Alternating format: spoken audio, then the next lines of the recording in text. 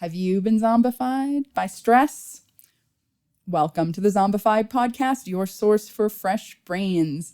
I'm your host, Athena Actipus. I'm a professor at ASU in the psychology department.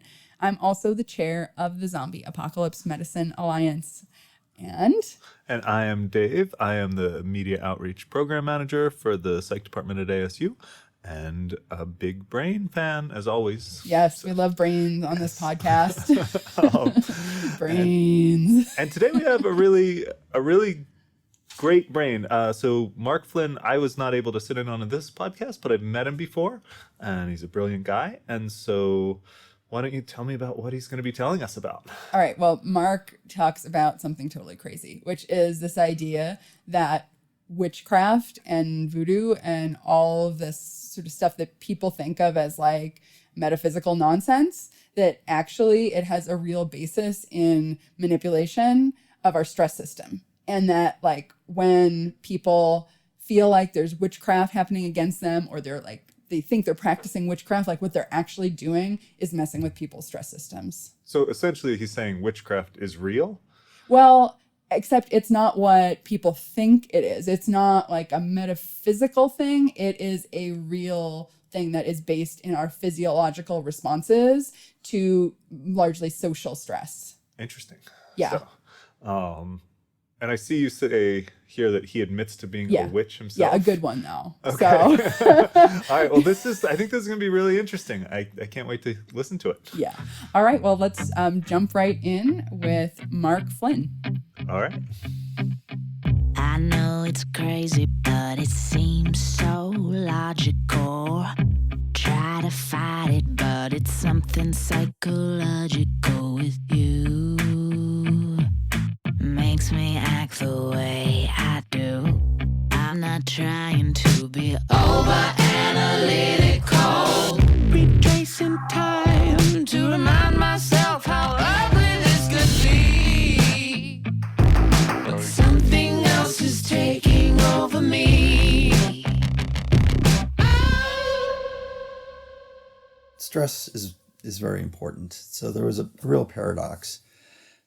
It seemed as if responding to purely psychological stressors in your social environment was a mistake because there's no physical demand. And so why mobilize your physiology for what appeared to be set up for a physical demand? So this is the sort of Robert Sapolsky argument. Right, the zebras right. don't get ulcers, kind of. It's a mismatch. Humans are getting stressed when we shouldn't. Right. But it is so pervasive and so intricately designed in terms of how we respond to our social environments, on the one hand, that it doesn't look like a mistake. And then secondly, given the extraordinary importance of social relationships for humans, and I think arguably the best explanation for why we have such exceptionally large brains with really unusual abilities in terms of empathy and language, social foresight, those kinds of abilities.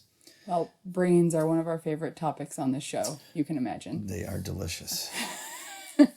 So the human brain is kind of, you're saying it's designed to deal with these social stressors just as much as it's designed to deal with any physical stressor. If anything, way more so, orders of magnitude more so. So if you look at what your brain is actually up to, there are some routine functions that a lizard is able to do, and we can do that just fine too. But what's really extraordinary and exceptional about our gigantic brains is all the complicated social sorts of computations, the social chess game that it is playing out, consciousness scenarios that involve social relationships, social interactions. And our very long childhoods seem to be wrapped up in learning, mastering those kinds of very difficult things to do in your social world. So yeah, it takes a very long time, a lot of experience, friendships, networks. So it's not just that our brains automatically wire up the right way to be able to deal with all this stress, that we actually need a lot of input from the environment to calibrate that. And the reason for that, the reason why we're so creative, is because the social world is so dynamic. So you're always looking for a better mousetrap, but everybody else is. So you can't set a brain up in a set way. It's got to be very dynamic and adjustable. It's constantly fine-tuning itself, constantly looking for new solutions to solve the social chess game. So, that requires a very flexible, adjustable system involving lots and lots of learning. Then it must be open-ended in a way that can sometimes lead to vulnerabilities too, right? Absolutely. Yeah. I mean, that's what we would consider to be pathologies, because there's so many different open ways you could, go. And particularly if you don't have a social network that gives you landmarks that help you ground yourself, that really sets bearings for you. Individuals who you can trust. So, they will give you honest feedback about you and where you are and whether what you're doing is appropriate for your position in your social network. So basically you're saying we humans were kind of trying to figure out how to make it in our social world, and that starts in childhood. And we need to be getting feedback from people who we trust and who think have our best interests at heart, kind of in order to calibrate our systems, right? So that we grow up emotionally and mentally healthy. It starts even earlier. It starts in utero. So a fetus is getting feedback from its mother. They have this beautiful chemical language going back and forth across the placenta, where the fetus is monitoring what's going on in its mother's life based on her hormone levels and other inputs. So it, from a very, very early age, is beginning to build a model of the social world that's specific to itself and its mother. And so how is it doing that? Because obviously, it's not necessarily encoding it in its neural circuitry at that point, because its neural circuitry isn't even established immediately, right? No, but it's establishing. Yeah. Or is it in like the epigenetics? Do we know how the fetal environment is affecting those developmental trajectories? Is it? I'd say this is kind of state of the art. So, it's a bit black boxy in that we can look at different maternal environments and then look at outcomes. And so there seem to be some important patterns there. Very interesting work done with mice that is epigenetic, where if your mother was under stress, that then will be passed on to the grand offspring in a complex way because of how you adjusted in utero to your mom's stressful environment. And does that have to do with the HPA axis, the hypothalamic adrenal pituitary? Is that right? Yeah, that's good. Good enough. So. No, what is it? What's HP? Pituitary adrenal. Well, it's hypothalamic anterior pituitary adrenal. Okay. So there's a complex circuitry where your senses perceive a threat that then releases a cascade. Starting usually up through the limbic system and then down through the hypothalamus and the pituitary, which releases a hormone, corticotropin releasing hormone, into the bloodstream, which goes to the adrenals, which causes the release of cortisol. But there are a lot of modifiers. So, a couple myths here that we ought to deal with. One of which is that we can understand these hormonal systems in isolation. So, we can just look at cortisol. But cortisol interacts with the whole suite of other hormones and neurological situations. So you have to look at it as a whole big picture, like a complex system. Exactly. So there's a recipe. And so a lot of research, I think, has maybe not been as productive as it could have been because it looked at one hormone in isolation rather than the broader context. I see. The other problem was, experimental work can be, a very powerful scientific tool.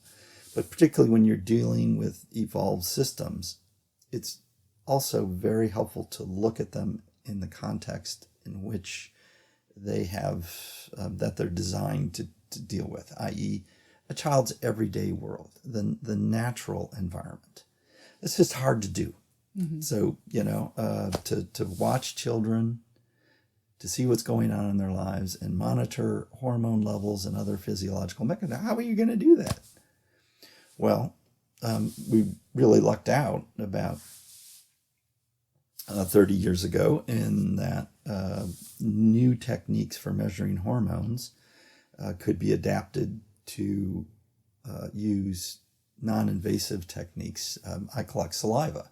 Sometimes we collect urine too, but that's no big deal. Ask a child to spit in a cup. They're spitting anyway, right? So it's like more or less.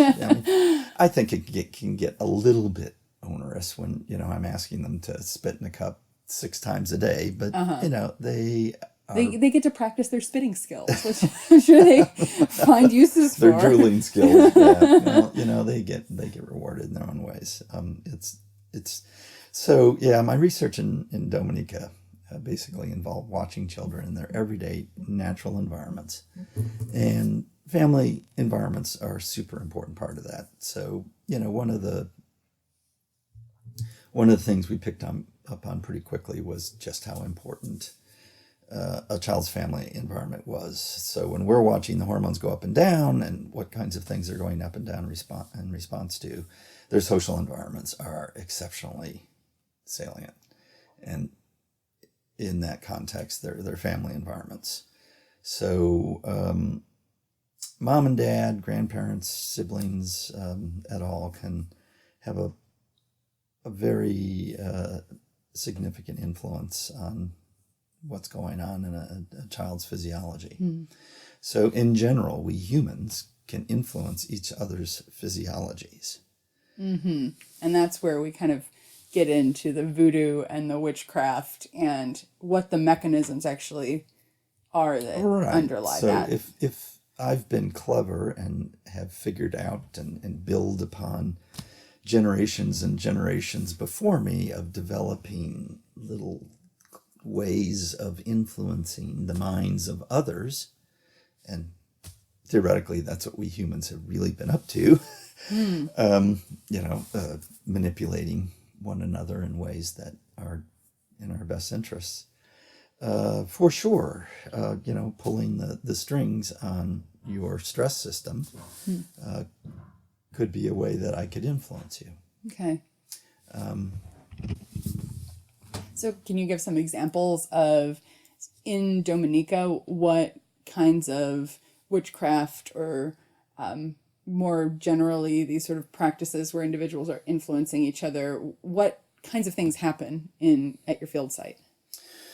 Let me start with saying that, this is really a universal human phenomenon. So any culture you might go into, you will see variants of ways in which individuals influence one another's physiological system. So evil eye or, there's just, and some of them are what we would call culture-bound syndromes.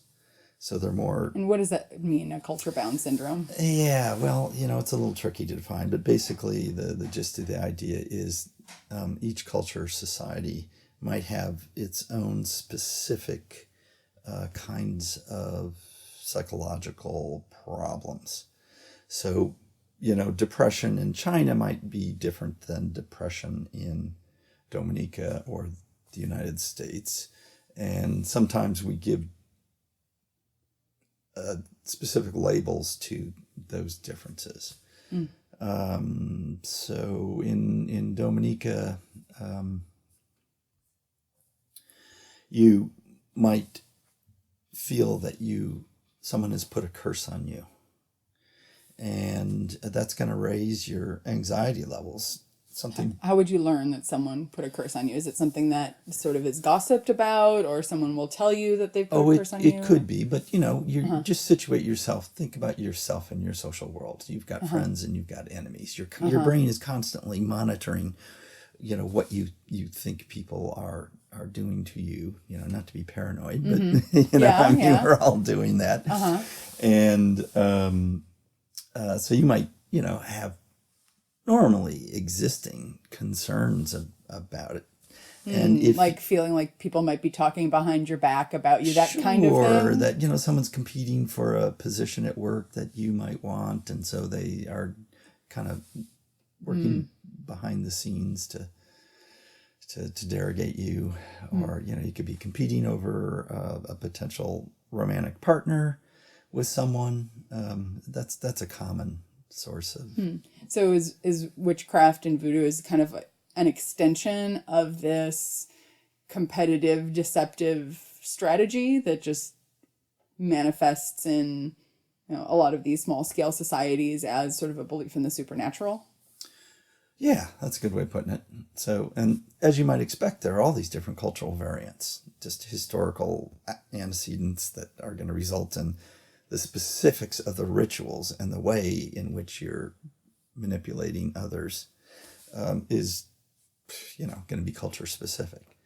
So, so back to Dominica. I feel like somebody's put a curse on me. Yes. Because people are looking at me funny, or I think someone's competing with me for something, or otherwise. Well, yeah, you might. Someone's wife might be concerned that their husband is finding you attractive. So they don't want you to steal their husband away. And so they might go see someone who could help them in that regard, who's got special powers, and could put a curse on you, so to speak.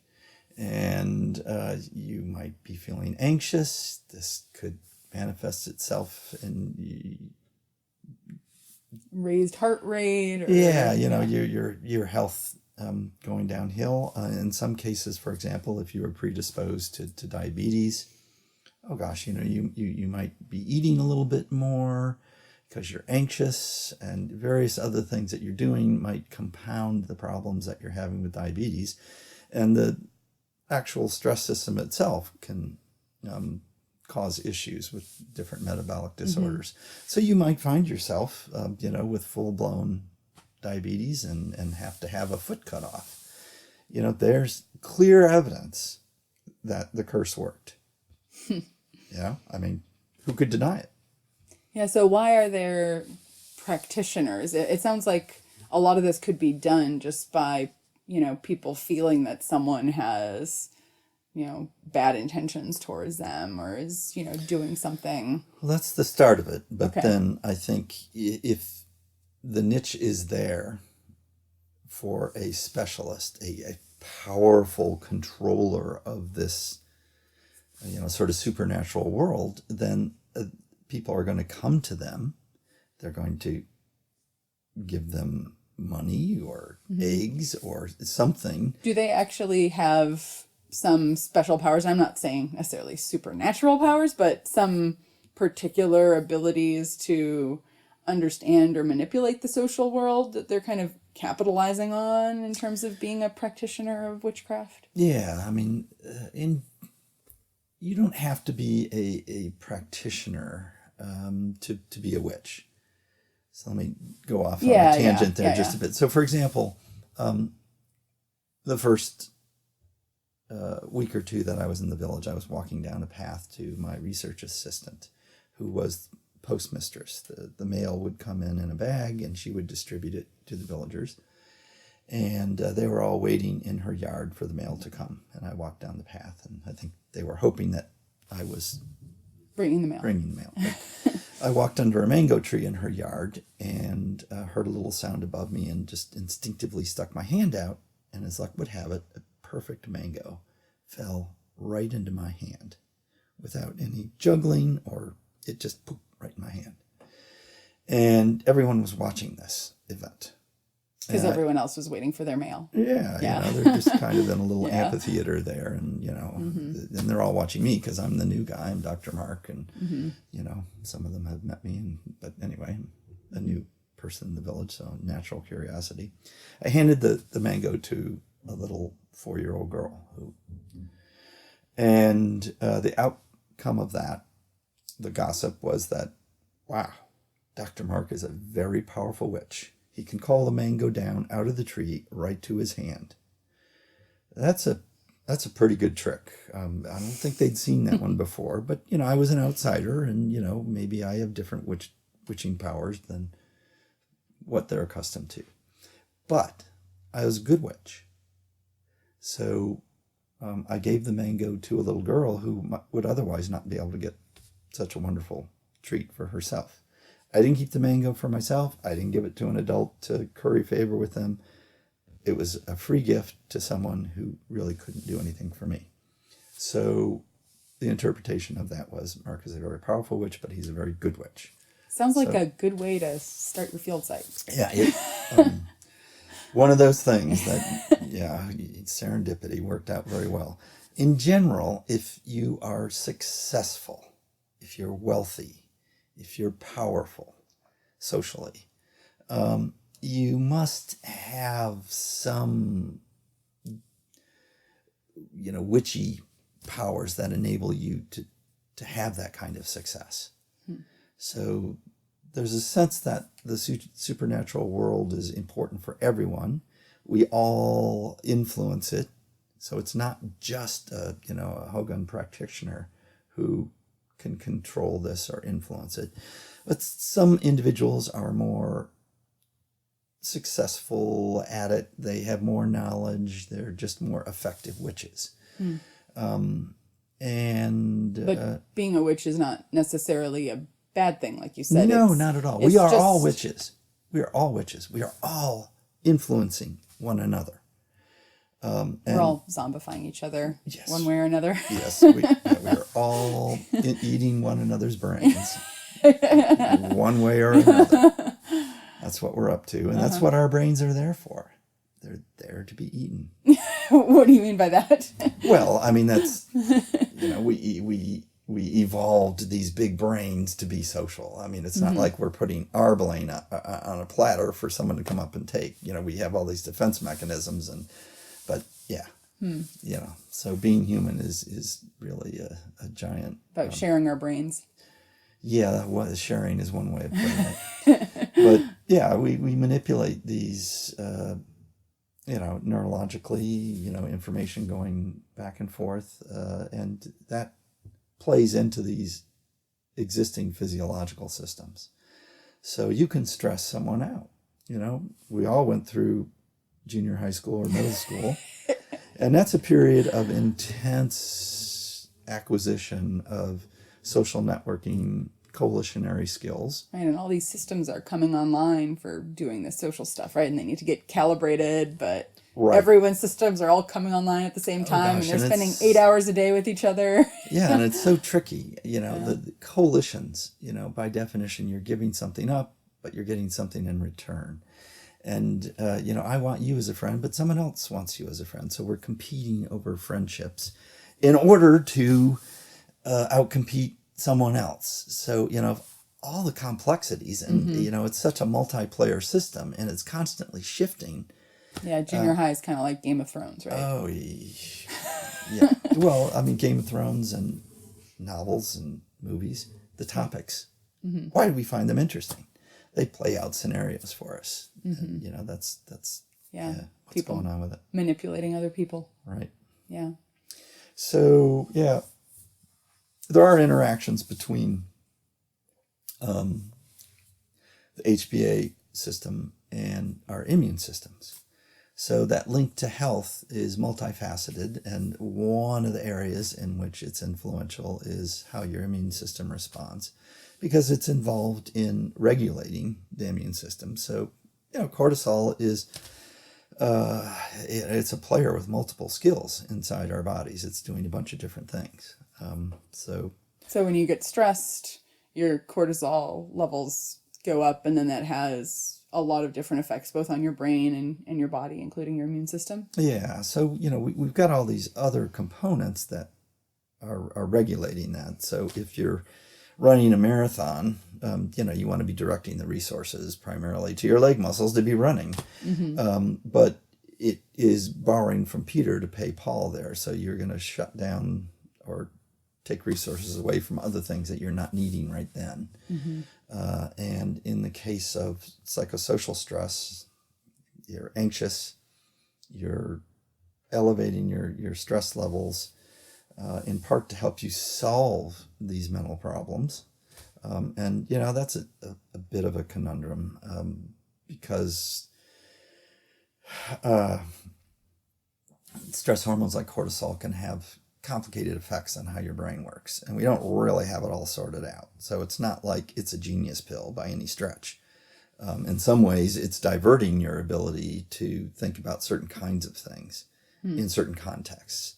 But the complexities of that are sort of state-of-the-art stuff that we're, really just trying to sort out now. In part because we really haven't had the evolutionary logic behind addressing these kinds of questions. It tended to be very mechanistic. And when you're just looking at a mechanism without thinking about what it's designed to do, you can go down a lot of dead ends before you start to figure out what it's really up to. So could you give us the sort of quick, what is the sort of evolutionary way to look at the stress system, and how does that differ from a mechanistic one? Yeah. Yeah. Well, nothing's perfect. So natural selection, as amazing as it is, we wouldn't have eyes that could see the way we do if natural selection hadn't refined it bit by bit. Our response to our social environments, I think we need to think about in an equivalent way as being an intricately designed system to help us succeed socially. It's not, a mistake of the system being set up for something else. I mean, it's set up for a lot of things, but we need to be investigating much more intensely how, particularly longitudinally, how the stress response works to help us modify the way we understand our social worlds and help us figure out our own particular little social niche. With the ultimate goal of helping us to survive and reproduce and take care of our kids better and all those things that natural selection should be favoring. Right. But, the way in which we do that is eating one another's brains. All right. So you're saying we're evolved to be zombies. Yeah. Or evolved to zombify others. Well, sure. And then as a byproduct, we become zombified. Yes, we're all zombifying one another. And so let's take this back to witchcraft and the idea of like being a good witch or a bad witch.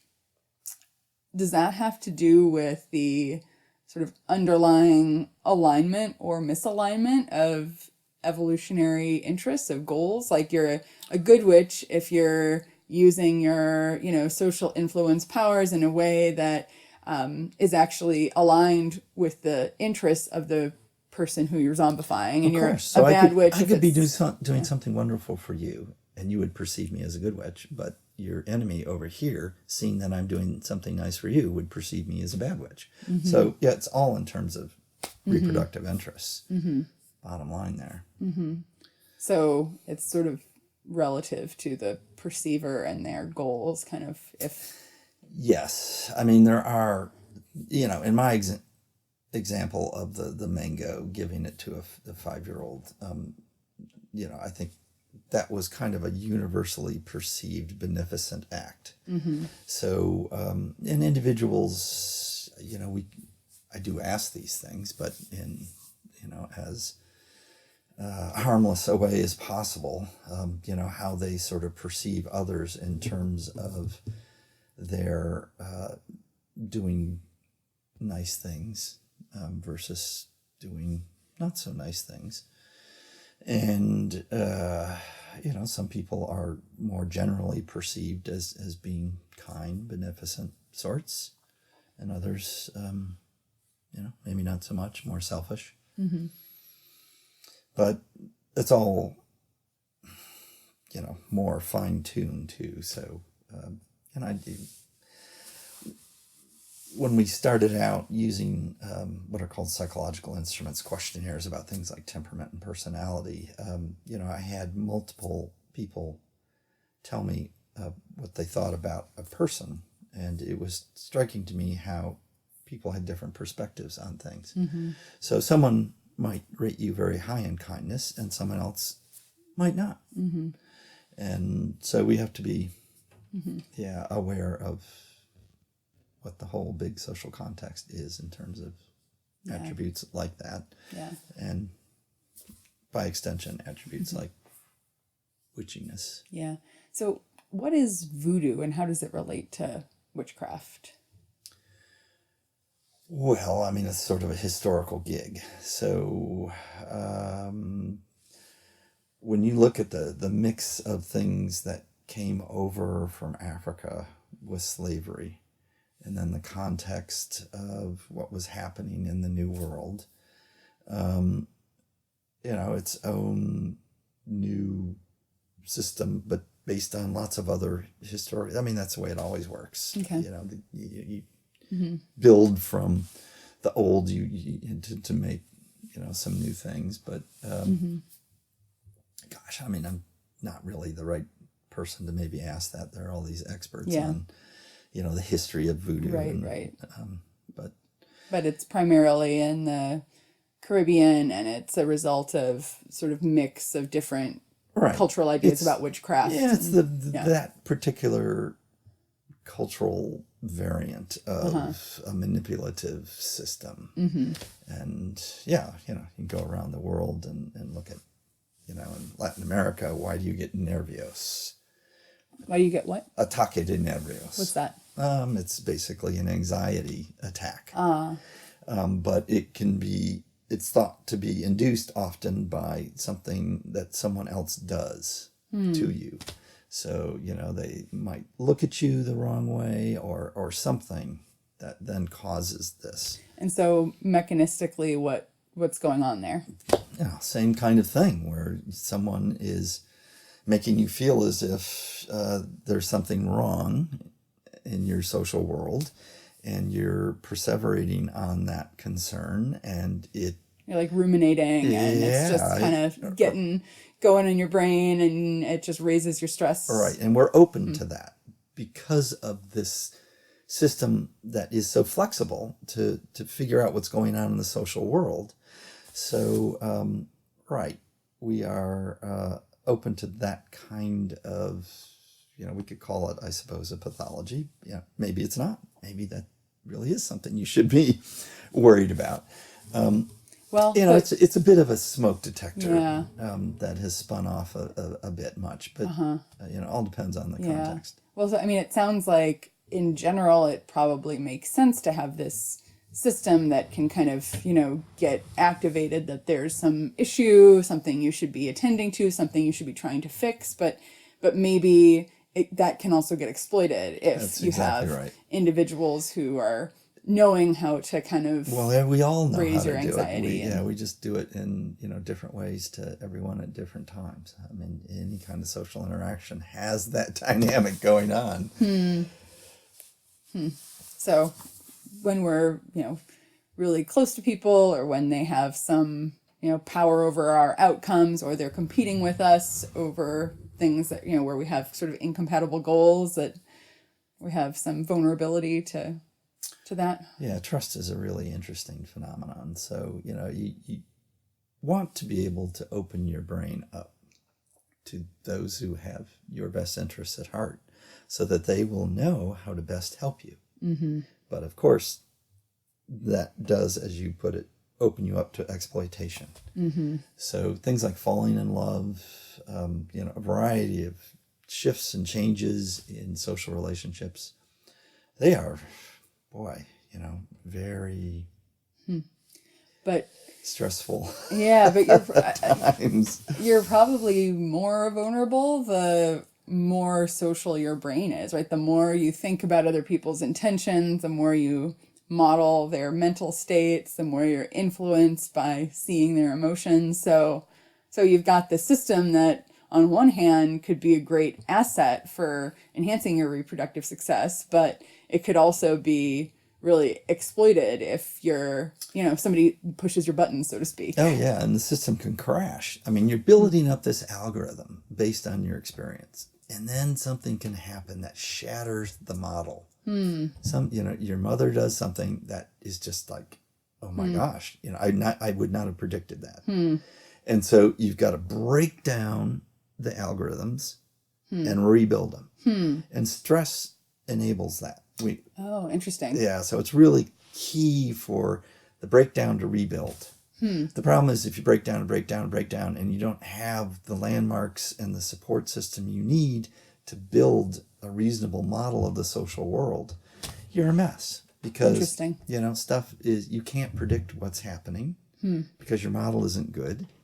A child in an unpredictable family environment, an alcoholic father who has erratic behavior, I mean, there's a predictability to the unpredictability there.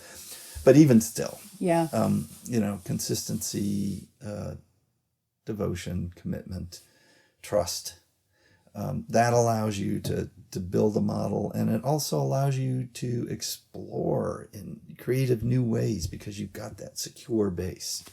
So, attachment theory and how that helps you manage your social world and your anxiety levels, all of that, I think, just fits very nicely into this. Yeah.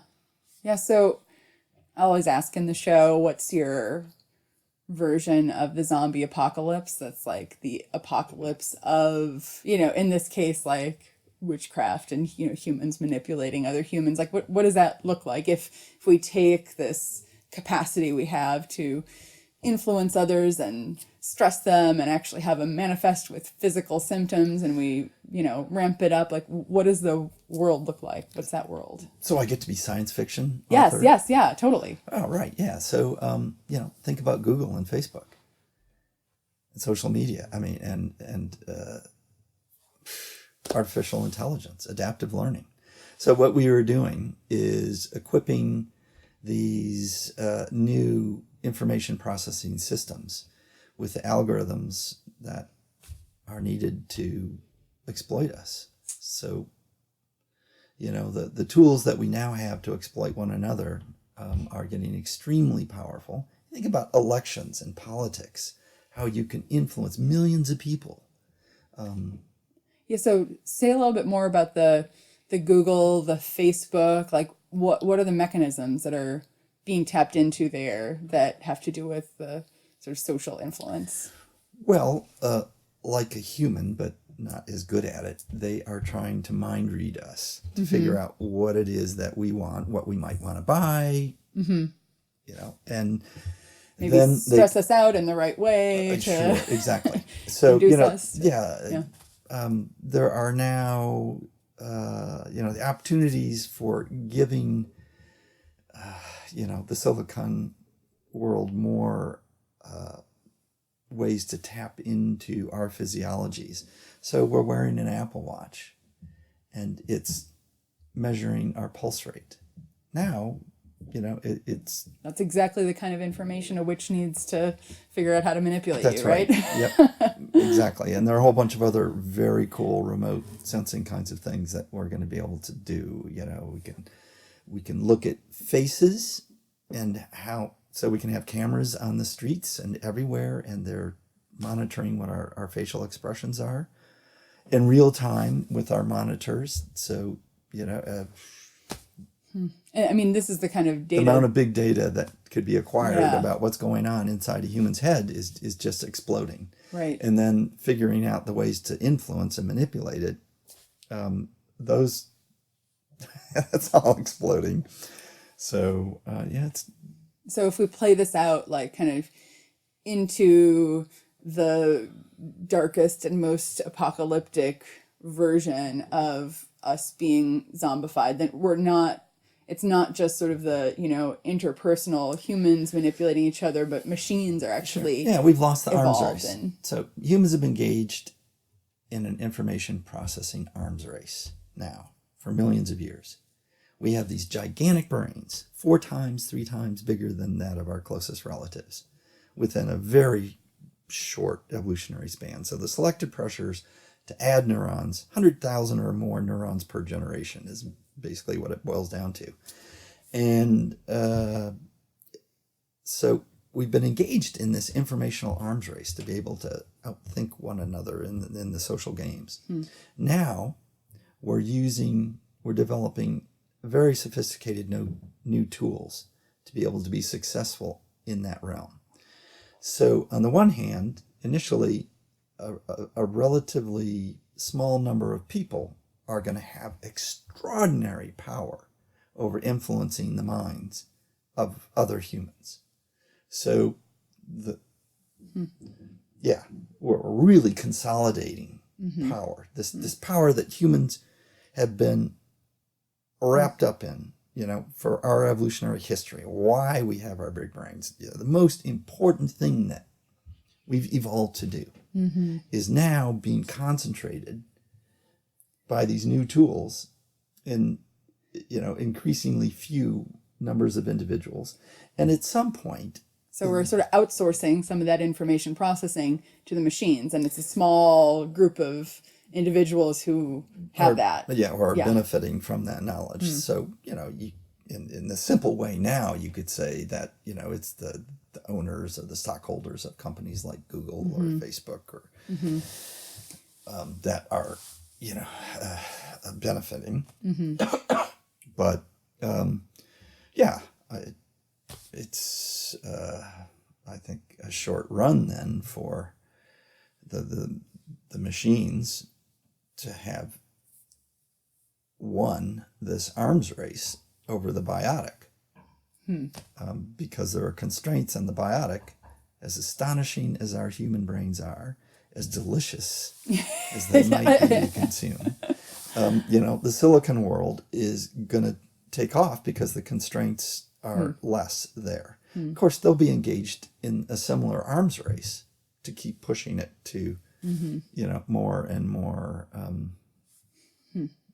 So when we're, interacting with our electronic devices and they're like, helping us navigate, helping us, stay in contact with our friends, helping us easily purchase the next thing we want to purchase on our Amazon app. I mean, they are helping us accomplish our goals, right? So it's not, at least right now, it's not a totally exploitative. Right. It's a sort of, we're giving it our attention and bandwidth and, letting it sell us stuff. And in return, we get a bunch of services. But we also end up, on average, spending 3 or 4 hours a day engaged with our phones, which we might not be actually setting out intending to do. Yeah, and then, pulling back a bit, there are some very interesting medical uses for monitoring devices. So for a physician to be able to monitor your physiology and what's going on, it can predict a stroke or a heart attack or, diabetic shock, etc. So there's a whole bunch of wonderful things that might come out of it.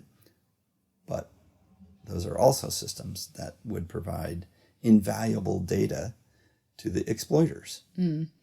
So moving forward, are there things that we can do with this knowledge about how we can be sort of zombified, have our stress systems activated and be manipulated that way? Like, are there ways that we can take that knowledge to hopefully have a less apocalyptic future when it comes to being, manipulated by other humans or by, by machines that are the sort of extension of other human brains? No.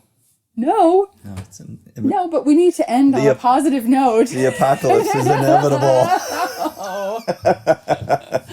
Oh, there's got to be something. Yeah. Well, it certainly is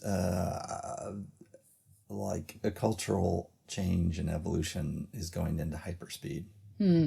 So we've got, presumably, humans, right? We've evolved to be able to influence others, to be able to zombify others, but we've also been evolving to not be influenced And by exploited. right, so some anti-zombification systems, but those kind of, you're saying those can't necessarily keep up Yeah. with the speed of It's an arms race. You know, it was like the arms race to develop a nuclear weapon. And, you know, say what you will, but, you know, there was mutually assured destruction when you had equality of ability to annihilate one another. And that was served as a great restraint. Whether or not there's going to be an equivalent mutually assured destruction in the informational arms races that are now going on is uncertain. I would say knowledge of these things is less and less public, more and more behind doors that most of us will never have access to. So the egalitarian distribution of knowledge about what's going on, the directions that are happening, I would say that's a big, that's maybe a core issue of this generation to resolve. so having more transparency about how these systems are working and what the Yes. algorithms are doing that Right. underlie them. Yeah, and somehow figuring out a way to damp down the winner takes all aspect of that informational arms race. You know, if we can have that kind of restraint and foresight, which is asking a lot. I mean, it's like going against our nature that is designed to win those arms races. Right. To say, okay, you know, we're it's going to be better for us all if we just kind of damp that whole thing down and keep it Right. more or less evenly distributed. Yeah. Well, but how about on a sort of individual level? Like, you know, as a person trying to have a little bit more control over your own happiness and your own success in your day-to-day life, you know, given the fact that we are zombifiable by other people and by algorithms that are in place to That's a great manipulate question. us. You know, I mean, there's a whole industry out there of sort of self-help and biofeedback, but you know, we are learning more and more about these systems and how to keep track of them. So I would like to think that, you know, being able to wear a physiology monitor. So, you know, our brains have evolved to obviously keep track of what's going on with the physiology, being influenced by it. But given that we are now in novel environments that these systems didn't really evolve to contend with, there might be advantages to being more aware of our physiologies and how the influence of others on our physiology affects us, that we could, you know, more consciously work at that. So if you know, oh, every time I hang out with this friend, my heart rate goes way up, or are you talking about something different? Yeah, no, that, Yeah. you know, it would be that sort of thing, probably, you know, more and more sophisticated because, Or when I go on this app, my heart rate's all over the place. Maybe I should delete it. well, maybe you shouldn't. Maybe it's a fun heart rate. So, yeah, stress. So, But just kind of becoming more aware of how you're responding to the things in your world, whether it's social others Yeah, or it's just- interacting with the technological world. yeah, at this point, it is just really still such an unknown. So, you know, things like cortisol, boy, I mean, there's so many things about it that we don't understand in terms of how it influences various aspects of us. And I wouldn't want your listeners to walk away with the impression that stress is bad for them. I think it should be viewed as one of our tools for adjusting, for managing things that are going on. And when it's working right, and, you know, our environments are, you know, good environments, positive environments for us, you know, our stress systems are activated and providing resources for things that we love to do. So, you know, my cortisol levels go up when I go windsurfing or I play volleyball. Cortisol levels go up during sex. So, you know, why would you then somehow think that, oh, cortisol is bad for you. You know, you got to think about the evolutionary design of these systems and learn. And so stress is kind of helping your body allocate resources in a way that is ideally helping you to accomplish your goals. Yes. But sometimes that system can kind of get manipulated or influenced or otherwise dysregulated, and that's when it's a bad thing for us. Yeah, that, and, you know, we don't want to be standing in the middle of the road when a semi-truck is about to run us over. Right. So, you know, our cortisol is going to go up in that context. Might not help us fast enough, but if we survive, it would certainly imprint that you don't want to be standing in the middle of the road with large, fast-moving objects coming at you. Right. So stress isn't all bad. No, stress is not bad, and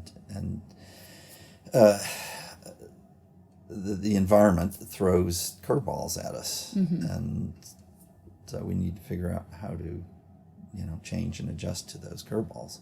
Stress is really what lets us make those quick shifts in our... Yeah, and it allows us to focus. If we're living in a place where it's possible that someone is going to walk out behind their car with a gun and start shooting at us, and we've experienced this before, and we've seen our little brother die as a consequence of this, it makes sense for our brain and our sensory systems to be way more tuned into that possibility and to be planning and thinking about, you know, where this might happen in our walk home from school, than if we don't. Right. If we're lucky enough to have grown up in an environment where that wasn't an issue. Right. Yeah. You know, we're going to be focused on different sorts of things. Right, and right. yeah, so stress is helping us manage. Yeah. Yeah. And great. Well, Mark, thank you so much for joining us. It's delightful. Pleasure having you. And if the whole world says that we're crazy, we don't need nobody anyhow. But if you don't wanna fall in love, you better tell me right now. And if the whole world says that we're crazy, we can burn this motherfucker down.